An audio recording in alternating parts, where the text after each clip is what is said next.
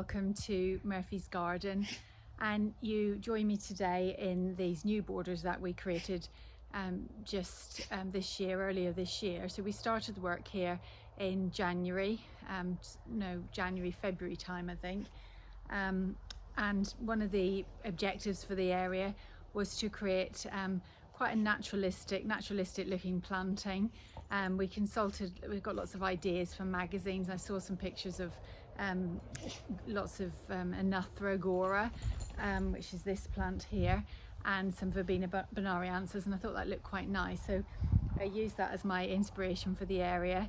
And then behind me you see we've got these Amilankia trees, and again, love Amilankia. They've been very popular in recent years, and we've seen lots of them, particularly at flower shows and things that we've gone to, so we wanted to use those. So we've put them with some box hedging around that, and I've since seen them in other gardens growing in a similar way. So that's the kind of look that I was going for. And one of the things we really wanted to do was just to have lots of pollinating plants that insects absolutely love. So that was one of the reasons for planting these, and also to think about in the winter months when there's pollinating insects that are looking for nectar. Perhaps looking at some sort of hedging that can provide nectar when all these things die back. And our garden is predominantly herbaceous perennial, so whenever everything dies back, it's just to provide a little bit of interest and a little bit of nectar for the insects in the winter months. So that was the sort of objective for this area, and I hope that think we've achieved that. I think it's worked quite well. So just going to look over the past few months on what we did and what it's looking like now. So we started doing this area back in January of this year, and we began by just measuring out the area and marking out the turf which we wanted to remove. Next we lifted the turf, and we used the digger just to help us with that, just made the job a little bit easier. The ground was quite compacted, so we rotivated the area in preparation for planting. And now for the fun part. So we planted the two Amilankia trees, one on each side, and surrounded both with box hedging, which we had already in the garden growing on in the old vegetable patch. So I'm just looking at revisiting this area that we finished planting about a month ago, and this is the area where we planted the two. We've got an Amilankia tree surrounded by box hedging. The plan is this box will make a kind of square, and then we've got infill planting of grasses and Gora and other things, and like allium bulbs and things like that. But the plan for the outside, the perimeter, was to put in another little hedge. We've got the back of the area will be this beech hedge, but round the front I wanted to put another hedge. Don't want to do more boxes, that would be just a bit boring and a bit repetitive. So I want to do winter box, also known as Sarcococca. And this one we saw when we went to the nursery a month or so ago, and we saw this one. It was a really big clump of a plant. It looked really nice. It was in flower at the time. It flowers in the winter. It's got these very pretty pink flowers. This is called Sarcococca hookeriana purple stem. So it has these nice purple stems, and it flowers during the winter, and also the flowers on it smell absolutely lovely. So that's a big advantage because it's near the house, so we should be able to get the nice smell when you go out the back door in the winter time. And as well as the smell being attractive to humans, it's also really enticing to bumblebees. So on a sunny winter's day, you'll see that the plants will be full of bumblebees looking for nectar. Also, this area is in quite deep, heavy shade a lot of the time because of the height of the house, so it casts shade over this area. Sarcococca love shade, they do really well in shade. It's an evergreen hedge, so it will look good and give structure to this area all year round. And so we bought this one plant. I wish I'd bought more, I should have bought more, but anyway, we didn't know whether that was definitely what we wanted to do. We did look at perhaps doing an osmanthus hedge, but we decided on this one. So the plant that we got was very big. It would be too expensive to buy the same size all the way around. It just would cost a fortune. So I wanted to find a way that I could propagate this. So my plan was to take cuttings. I took woody cuttings. I think it was the wrong time of year. I think it's best to do that in the autumn I have taken Sarcococca cuttings from a Sarcococca confuser plant, and they all took really well, but this one has completely failed. It just hasn't taken. So I've looked online at different ways of propagating, and one of the ones that they say is just to split the plants in the spring, and this is the time to do that. So I've got the plant, tipped it out of the pot. It was wrapped in this this mesh actually, which was kind of holding the plant together. A lot of it did just kind of fall apart anyway, so I was quite lucky in that I managed to just get 2 or 3 little pieces straight away. And then what I've done is just to I just soak the roots with some water, and that just makes it far easier to tease apart. So I'm just teasing it apart, and it's actually quite surprising how easy it comes apart. This is another bit. See, and that's got quite a nice little root system. And then what I'm doing as well is just going to take off some of the foliage, because it's got quite a small root system and quite a lot of foliage. I want the plant to focus on its root development rather than worrying about its leaf development. So so I'll get these 2 in, and I'm planting. It recommends to plant 3 per metre. So just set that down there. So I'm spacing them out, and I'm putting them in a bit because I want them, as they grow, to have adequate amount of space. And I guess in the autumn I'll try taking cuttings again, and I can just fill in any gaps with some cuttings.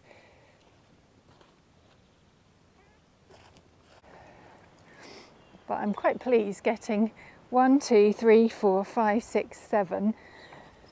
I can probably get back 10, I think, from this plant.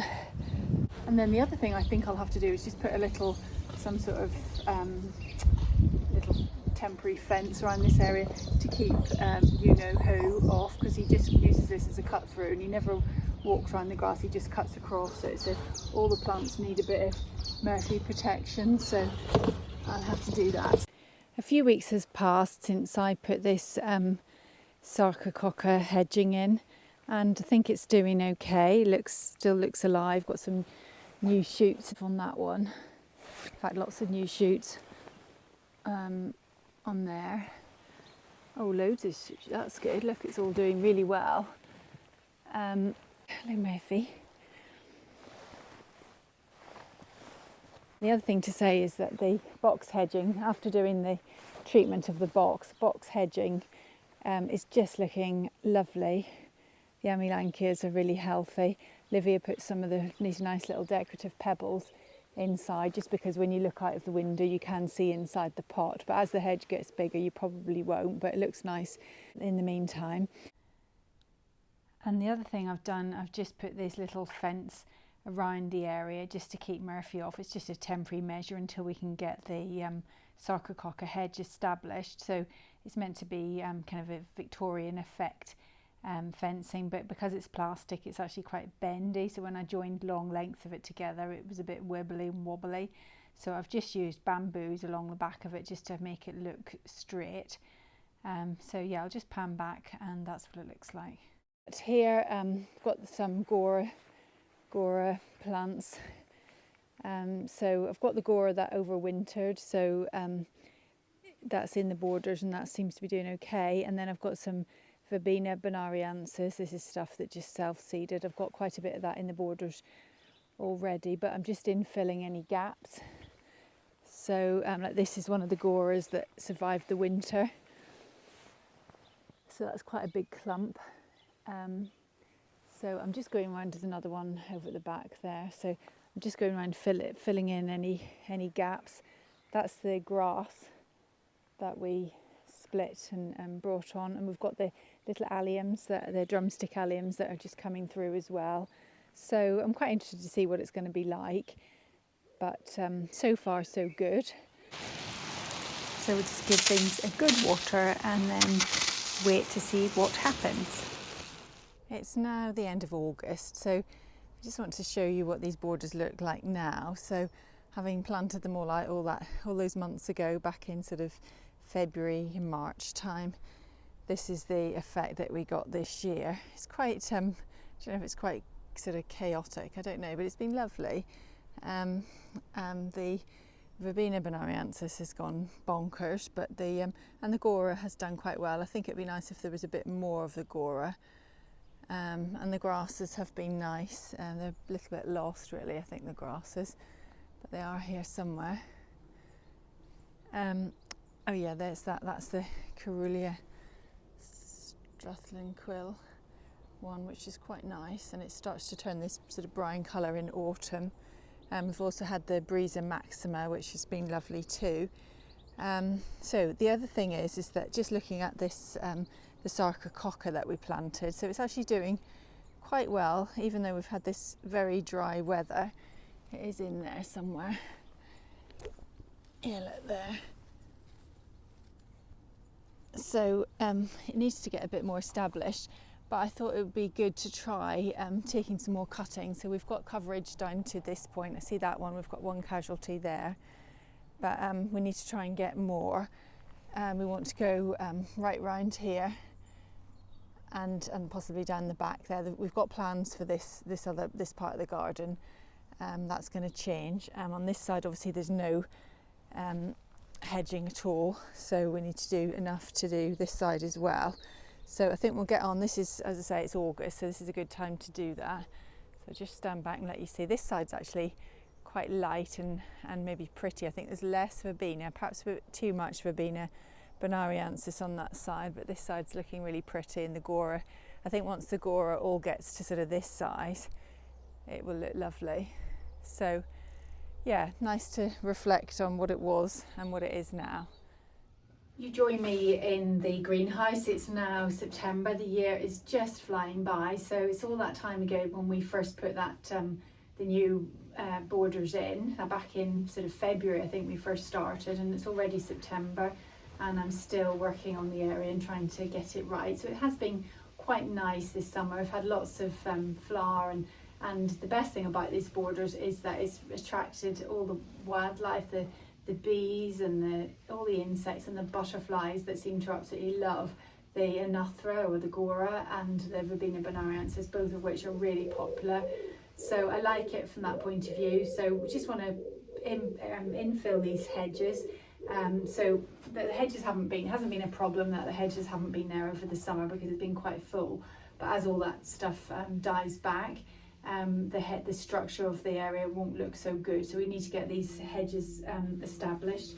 So in an ideal world, I'd probably just go and buy a few more big plants and do the same as what I did before, just split them.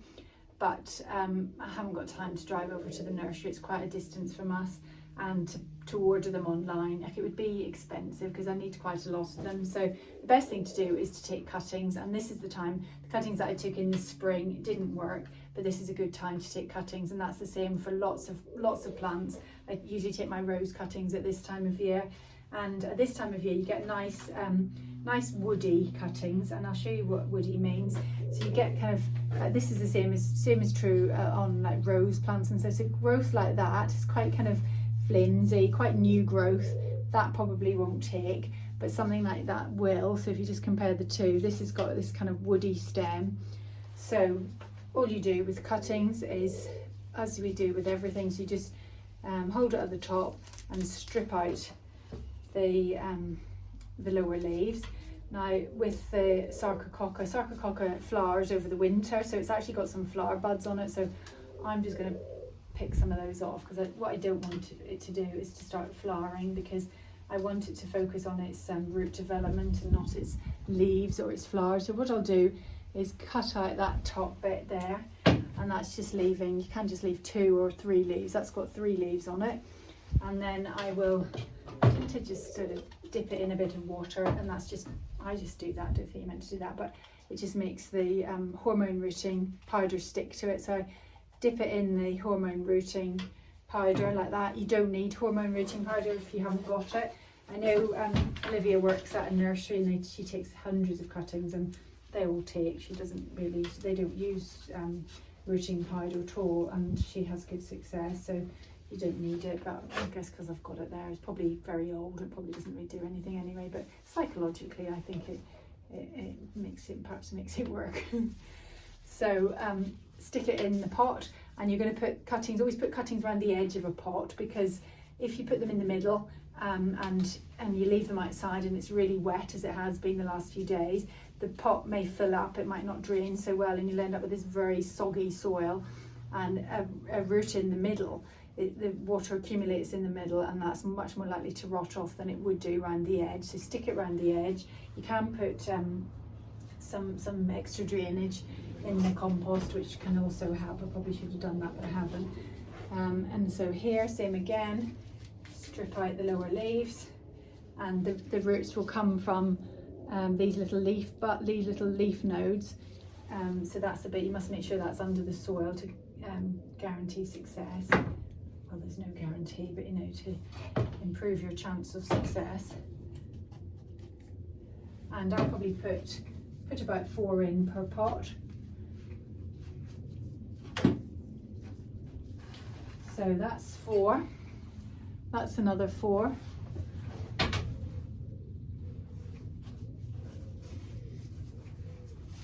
And here in this pot, this is some that we did. This is Sarcococca confusa. So this is a different type of, still called winter box, but this is a more common variety. This is Sarcococca confusa, and this is a cutting that we did earlier in the, well, when did we do it? Probably, I don't know, this time last year, I should think. So it's got a nice, healthy little root system. So we will, I'm going to pop that on into something a little bit bigger. Just go up the next pot size. It's best to always just go up a small pot size. Don't go up into something massive. Better to let it fill the soil and then go up a size than try and get it to fill a massive pot. This is the other one that we did. This one came with a, where is it? Verbena bonariensis. Everything, all plants in my garden come with a free Verbena bonariensis seedling. So I've had to yank that out, so I've disturbed it a little bit, but I think it's okay. So we'll do the same with that one.